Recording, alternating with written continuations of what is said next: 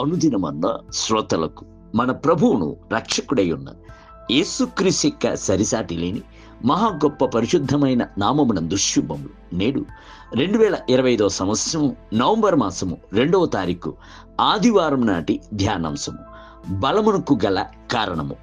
ద్వితీయోపదేశ కాండము 4వ అధ్యాయము 38వ వచనమందు, నీకంటే బలమైన గొప్ప జనములను నీ ముందర నుండి వెళ్ళగొట్టుటకును నిన్ను ప్రవేశపెట్టి ఆయన నేడు చేయుచున్నట్లు వారి దేశమును నీకు స్వాస్యముగా ఇచ్చుటకును అగిప్తులో నుండి తన మహాబలము చేత నిన్ను వెలుపలికి రప్పించెను.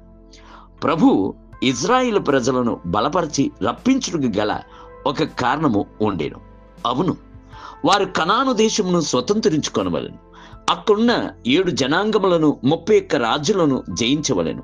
మూలపిత్రుడైన అబ్రహాము కాలుమోపిన దేశములన్నిటినీ సొంతము చేసుకొనవలెను. అందు నిమిత్తము ప్రభు వారిని దృఢపరచి బలపరచుటకు సంకల్పించాడు. నేడు మన ఎదుట పరమ కానాను ఉన్నది, పరమ యెరూషలేము ఉన్నది, పరమ సియోను ఉన్నది, నిత్యమైన పరలోక రాజ్యము ఉన్నది. దానిని స్వతంత్రించు కొనక్కున్నట్లు అడ్డగించుచున్న సమస్త శత్రువుల యొక్క బలమునంతటిని మనము జయించవలెను. ఆకాశ మండలమునందు గల దురాత్మల సమూహములతో యుద్ధమును చేసి జయించి తీరవలెను. బలవంతుడైన సాతాను కంటే మనము అత్యధిక బలము గలవారై ఉండి అతనిని కట్టి అతడు కలిగున్నవి అన్నియును దోచుకొనవలెను. ప్రభు ఇజ్రాయేలు ప్రజలను బలపరచుట కొరకే అరణ్యమునందు నడిపించుకొనుచు వచ్చి వారు బానిసలై ఉన్నప్పుడు భుజించిన లోక ప్రకారమైన ఆహారమును మార్చి దేవదూతల యొక్క ఆహారమై ఉన్న మన్నాను ఇచ్చెను. అరణ్యమునందు నడిపించుకొనుచు వచ్చి గుర్రపోతు వంటి బలమును ఇచ్చెను. బైబిల్ గ్రంథము సెలవిచ్చుచున్నది, దేవుడు ఐగుప్తుల నుండి వారిని రప్పించెను. గుర్రపోతు బలం వంటి బలము వారికి కలదు. వారు తమ శత్రువులైన జనులను భక్షించి వారి ఎముకలను విరుచును, తమ బాణములతో వారిని గుచ్చును. సంఖ్యాకాండం 24వ అధ్యాయము 8వ వచనం. ప్రపంచం నందు గల మృగములు అన్నిటిలోనూ అత్యధిక బలము గలది గుర్రపోతే ఉన్నది. ఎట్టి సింహమైనను పులైనను ఏనుగైనను గుర్రపోతును ఎదిరించి నిలబడలేదు. మీ యొక్క ప్రాణమును ఒక గుర్రపోతు వలె చూడుడి. ప్రభు ఉన్నతమైన బలమును మీలో కుమ్మరించి ఉన్నాడు కదా. ఒక సేవకుడు ఉపవాస కూటమును జరుపుచు ఉన్నప్పుడు ఒక వృద్ధురాలైన బలహీనమైన తల్లిగారు వచ్చి ఆయన ఎదుట మోకరించింది.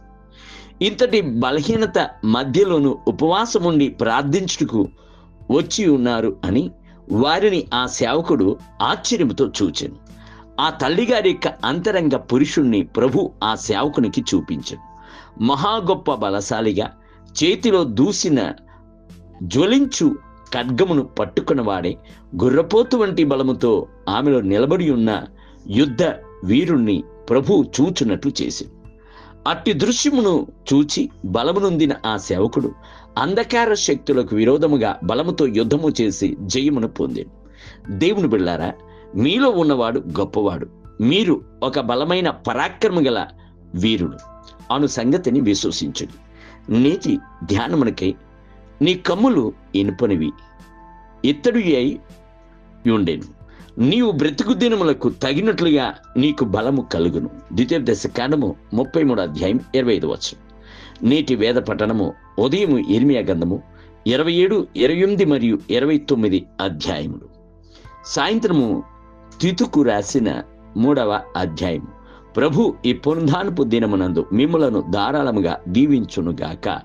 ఆమేన్.